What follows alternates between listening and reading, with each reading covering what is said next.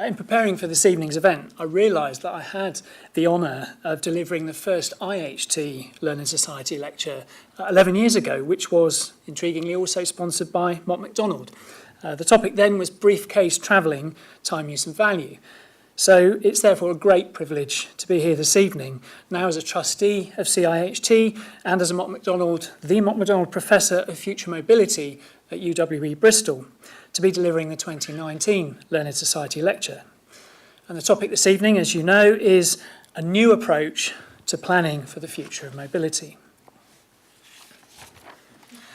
So to suggest a new approach rather begs the question of how the need for a new approach was reached, followed by a need to explain the approach and to then consider its future prospects.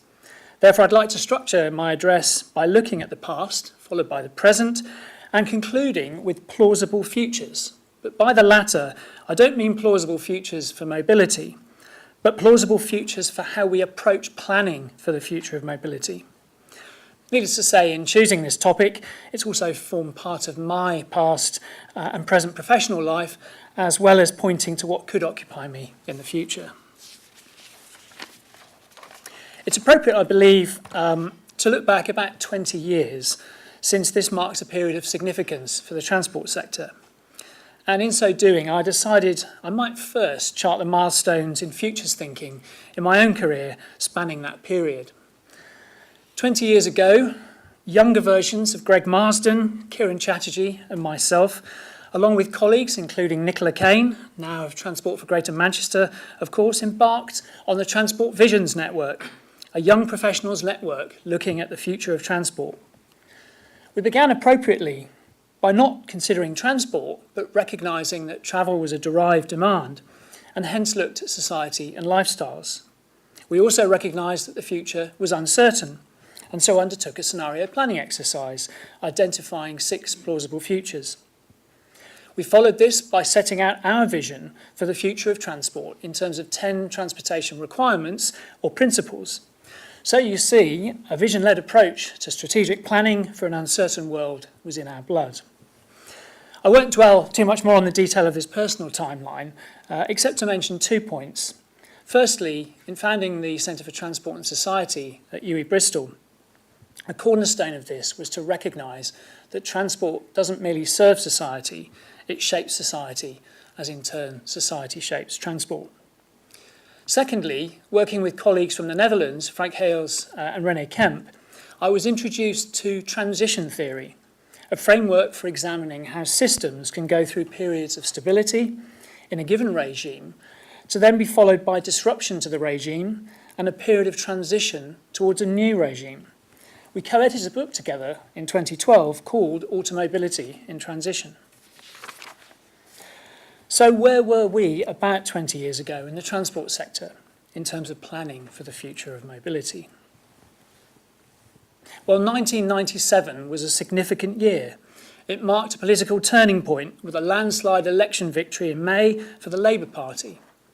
Having a change of political colours, a huge majority and the youngest Prime Minister that century created a platform for ambitious ideas about the future, boosted by the fact that we were well into a period of what was to be 16 consecutive years of economic growth.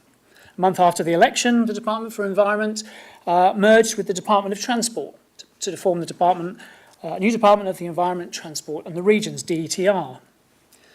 3 years earlier, it's worth noting, the Sartre report, Trunk Roads and the Generation of Traffic, recognised the unintended consequences of predicting future road traffic levels and then providing for them.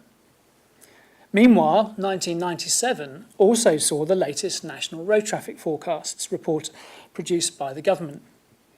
Report extracts, shown here, reflect a significant degree of confidence arising from an era of regime stability when, for the past half a century and more, road traffic had been growing year on year, almost without exception. Yes, there was uncertainty ahead, but the underlying relationships explaining growth were, quotes, well determined and stable. Therefore, whilst having a traditional forecast fan, it was considered appropriate to refer to a central estimate that is considered the most likely outcome. We were very much in the forecast-led paradigm. With an advisory committee chaired by Phil Goodwin, the government a year later published its white paper on transport, a landmark document, especially for young professionals like me. It said predict and provide didn't work. I distinguish here between predicting and providing. Confidence remained, perhaps, that the predicting wasn't the problem. It was the providing that would fulfil the prediction that needed addressing. In turn, the white paper set out a vision-led approach for a transport system to support sustainable development. Meanwhile, in 1998, having registered its domain name a year earlier, Google launched its search engine. At this point, only 9% of the UK population of households had access to the internet.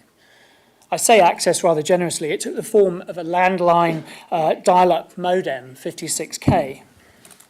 When the government 2 years later published its 10-year plan for investment to deliver its vision, there was little to be said regarding the internet, except for its role in travel information provision, and this quote, which I've always considered noteworthy. The likely effects of increasing internet use on transport and work patterns are still uncertain but potentially profound and will need to be monitored closely. While profound they seem to have been, even if they weren't monitored very closely in transport circles. I've referred to the last 20 years as the digital age colliding with and merging with the motor age. I believe it's marked a period of what is an ongoing transition away from the regime of automobility and towards a new mobility regime yet to become fully apparent. The means at our disposal to reach people, goods, services and opportunities in society, the access that underpins economic prosperity and social well-being, have been changing and look set to continue to change.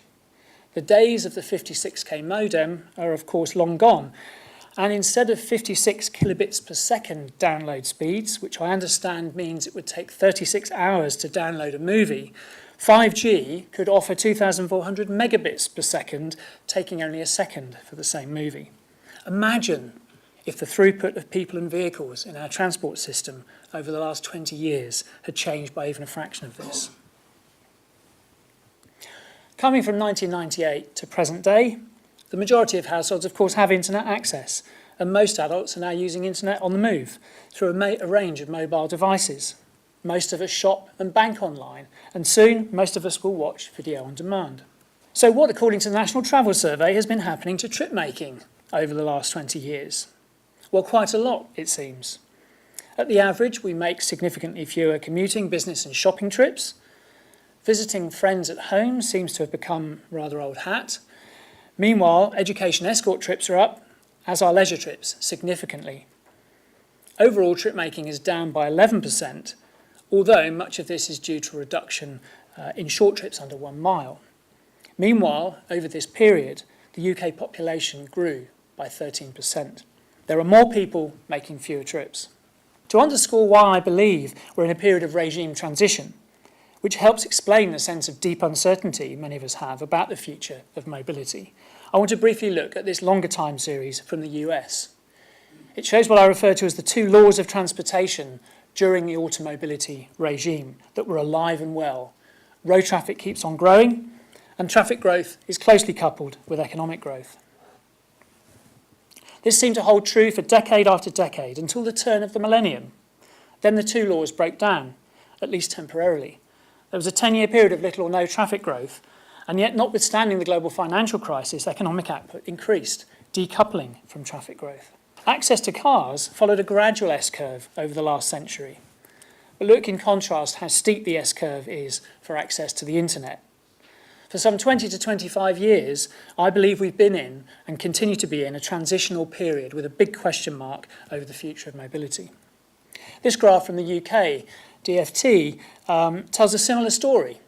In the last 40 years of the 20th century, road traffic growth was ever present, if following a trend of declining growth rate. Traffic growth was greater than economic growth, albeit that the traffic intensity of economic output was decreasing.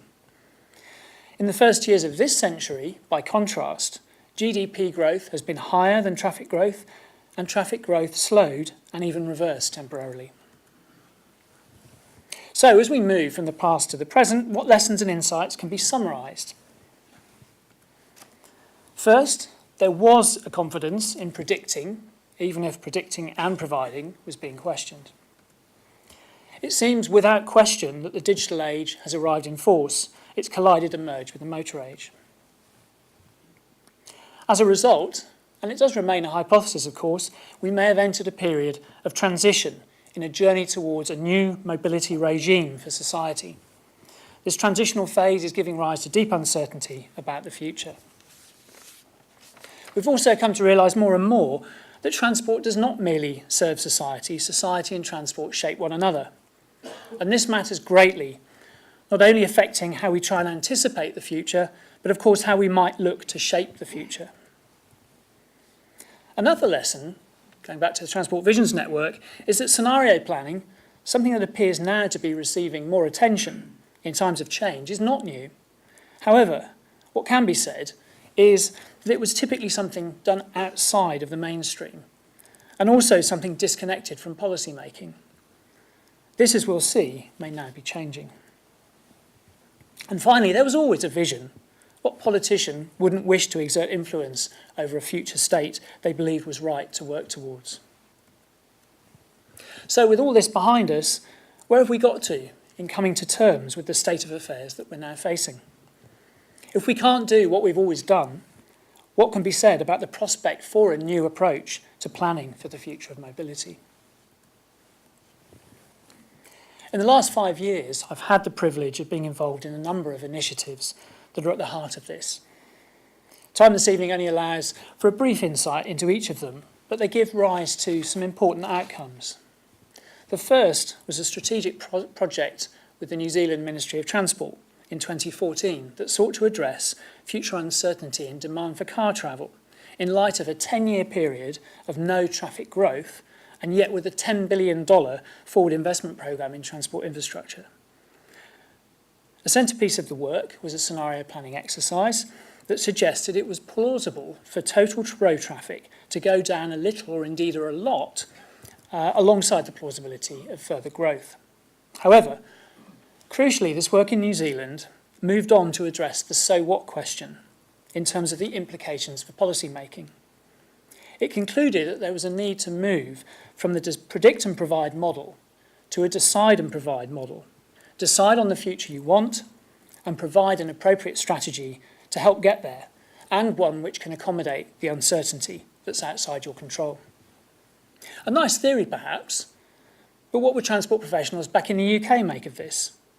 Well, the CIHT Futures Initiative put this to the test and engaged with over 200 transport professionals. They all accepted the plausibility of significantly different outlooks for car travel in the UK. There was widespread acknowledgement that predict and provide was the model prevailing in the UK, but in turn, widespread support for the need to move towards the decide and provide model of transport planning. However, whilst it dissatisfied as individuals with the current regime of transport planning, they felt that they had limited power to change the system that they were in, with the sense of what I ended up referring to of professional impotence. Last year, I facilitated a round table on handling uncertainty with individuals involved in a number of the agencies dealing with strategic planning in the UK. The need to handle uncertainty was well recognised, and it was concluded that a learning by doing approach was needed to evolve transport planning and accommodate uncertainty in forward planning. This would require a willingness to share approaches and lessons learnt. It also requires us to bring constructive challenge to bear on how we approach strategic planning and transport analysis. This includes rethinking analytical robustness and the proportionate use of analysis within resource constraints. Another lesson from the past that I should add, and it emerged very strongly from the work in New Zealand, is that we should be mindful of the need to move from transport planning to triple access planning. At the heart of what we're trying to achieve with mobility is enabling access to people, goods, services and opportunities. This is what underpins economic prosperity and social well-being. The transport system and physical mobility, of course, provide access, but the land use system, through spatial proximity, can provide access, and an increasingly mature telecommunications system with its digital connectivity provides another form of access, we must see and understand them as a triple access system. There is appetite for change in approach for planning for the future of mobility, and this comes, I'm pleased to say, not least from the Department for Transport itself. First of all, a check on the number of instances per page of the term uncertain shows a marked increase in the latest road traffic forecast report produced last year. Highly scientific, of course, compared previously to other reports of that nature. Indeed, the report notes, as you see, while uncertainty in road traffic demand has always existed, it's perhaps now more uncertain than ever. Of note in the 2015 and 2018 reports is that reference to a most likely central projection is gone. The 2018 forecasts reflect a set of plausible future scenarios. Alongside this, as you'll perhaps be aware, DFT has consulted and now set out its new appraisal and modelling strategy, which includes the development of a handling uncertainty toolkit. Meanwhile, with colleagues, one or two of whom are in the room, I'm pleased to say I currently have the privilege of supporting the DFT's Office for Science in its undertaking to add resilience to decision-making across the department's policy areas by using futures techniques to address uncertainty. Appetite to change our approach does give rise to some challenging questions, and I want to touch upon 4 to illustrate this, starting with this one. The 2018 road traffic forecasts, plausible scenarios, produce a fan of corresponding levels of road traffic growth. Aside from questions from some over whether or not the fan of plausibility is wide enough, noting also that all remain growth scenarios, is the question over how to address the fan when developing business cases for transport investment. Specifically, if there's not a most likely forecast within the fan, what do-nothing future or futures should the business case be built on? Surely the business case, for instance in terms of its value for money category, should be robust in the face of all these scenarios, if not more. A second question is how we strike the right balance when faced with uncertainty between pursuit of accuracy and precision. It's better to be approximately right, surely, than precisely wrong. I'm going to exaggerate a little, but not much, I have to say, for effect here, with a fictitious example that illustrates what seems to be a natural tendency to wish to convey precision based upon multiple assumptions, usually not made clear or declared, in order to instill confidence. We see them coming out all the time. In this case, prominent organisation predicts growth of between 21.4 and 44.2%. Very precise. The analysis, of course, could have been reported in 3 further ways, all of which are consistent. It could go up between 21 and 44%. It could go up by around 20 to 40%. It could go up quite a bit or quite a lot. Of course, with different assumptions, the range could also be different, leading to different headlines. What's important, of course, is to expose the uncertainty and attempt a rounded judgment over the scope of plausible outcomes. We may need to recognise the value in breadth as well as depth of analysis. A third and crucial question is what does, should, or will constitute robust analysis? A new approach to planning for the future of mobility will need to find favour under scrutiny within the systems and processes that are applied to inform, justify and make decisions. Whether or not the systems and processes themselves evolve, there would be a need for the norms of their application to evolve in order to create the environment where a new approach to planning for the future of mobility could gain traction. Evolving norms points towards the challenge of what drives people within the systems and processes and what shapes their attitudes and behaviours. Many people, of course, have devoted their careers to working within the orthodox system of transport planning and analysis. Is where they have been going to constrain where we all could go with this new approach?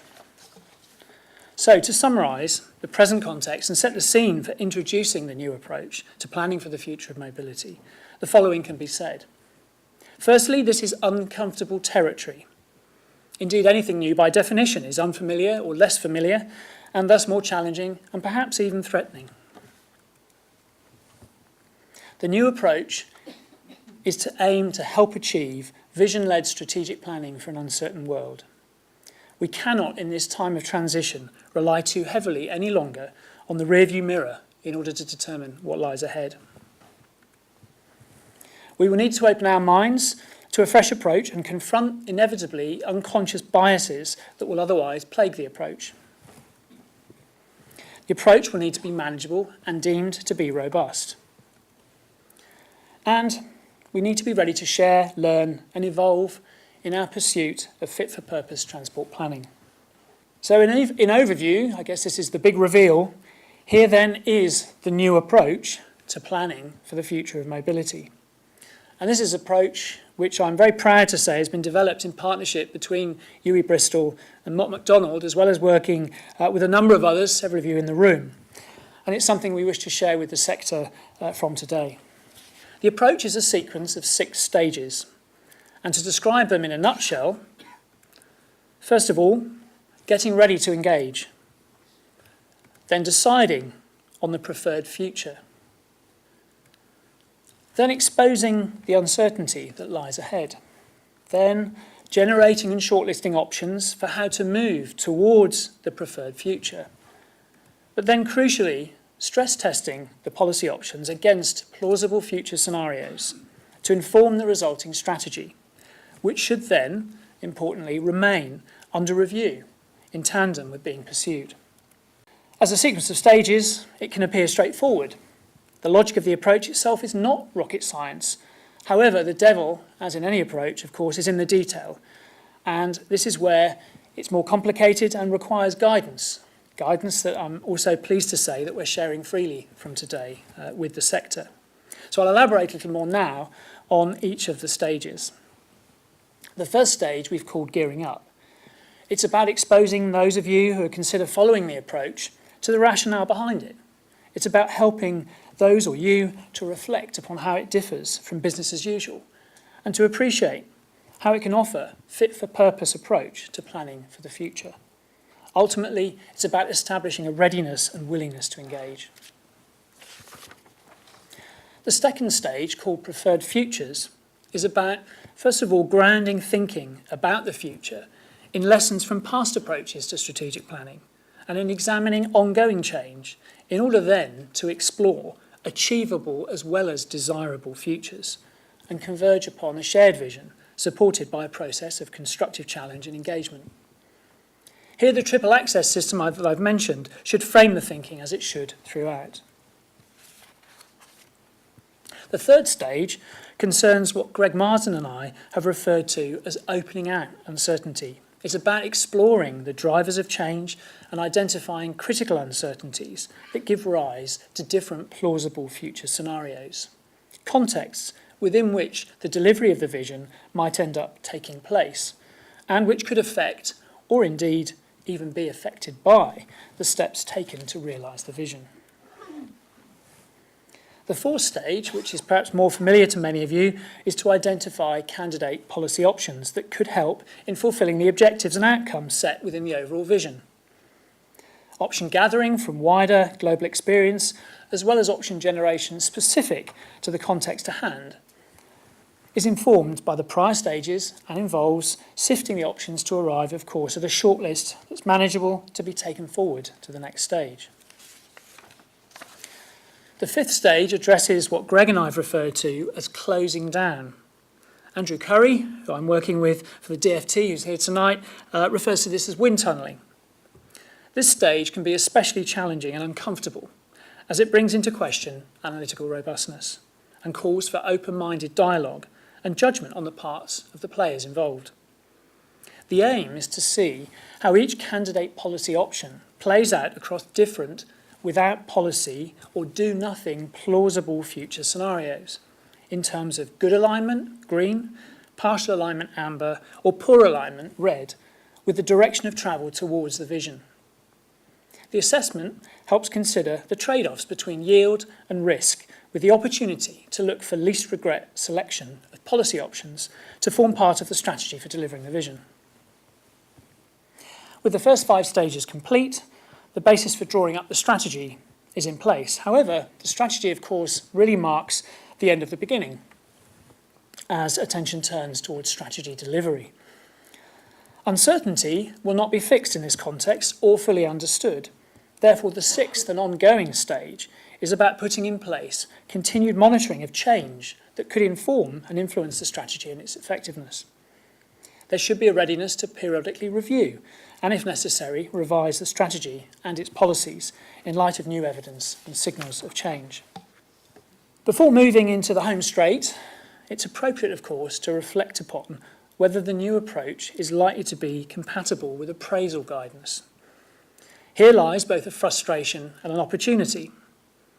There's frustration felt, I think it's fair to say, by DFT, that its appraisal guidance, of course other guidance is available, is interpreted too rigidly and conservatively, rather than being used flexibly. And the futures cone is a neat way of conceiving of how our field of view considers the future and its uncertainty. So how might the different types of futures relate to what could be within the bounds of acceptability for appraisal? At the centre of the cone, or the middle of the torch beam shining into the future, if you like, is the part we're most readily drawn to, the probable futures, those we might deem most likely in forecasting terms. I'd suggest these would be compliant with appraisal guidance.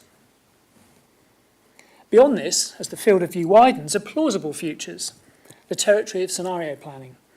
These could be seen by some to be questionable in terms of their compliance with the guidance. Yet this is where DFT's frustration comes into play. I'd suggest that these would be in scope of guidance when applied flexibly. Meanwhile, it's probably fair to say that rank outsider possible futures may be deemed a step too far and no-go territory in terms of the scope of guidance.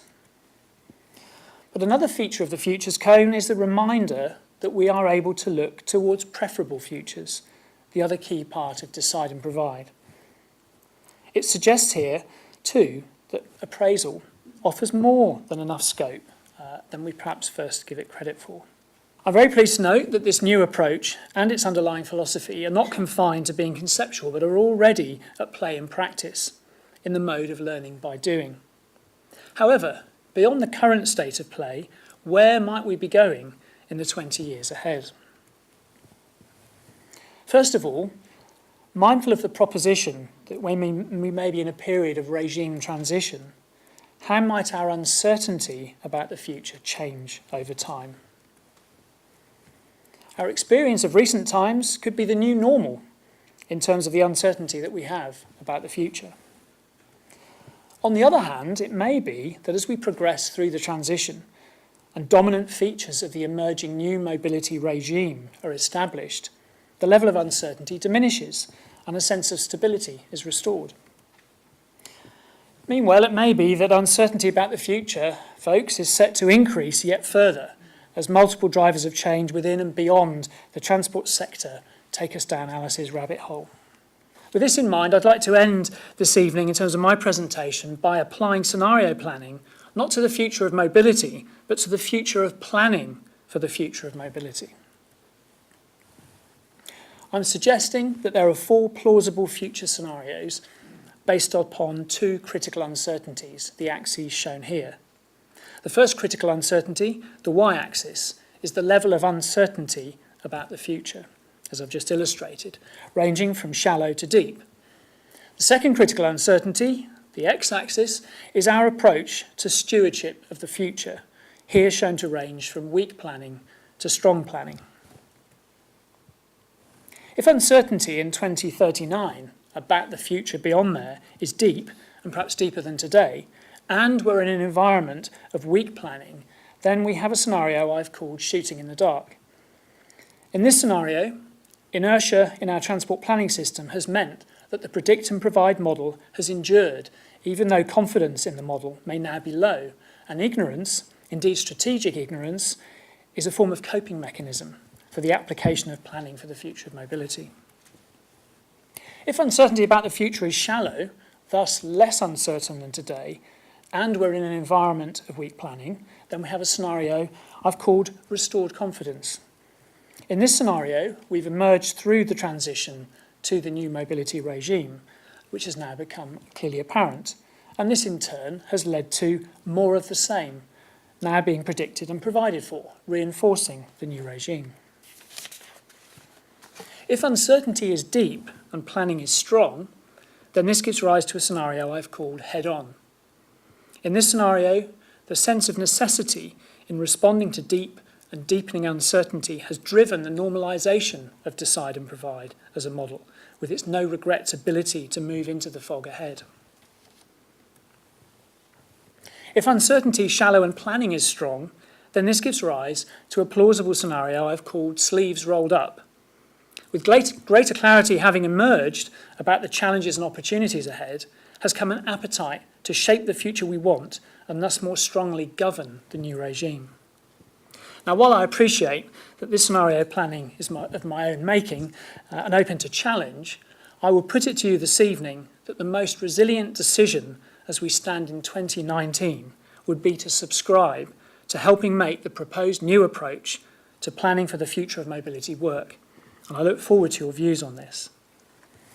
I'm delighted to say that as of today, Mott MacDonald is making freely available online a fully interactive guide to the new 6-stage approach developed with UWE, which we're now signed up to, taking further forward, working with others in the sector. So please do be sure to collect a hard copy of the summary for this on your way out this evening. Thank you very much for your attention.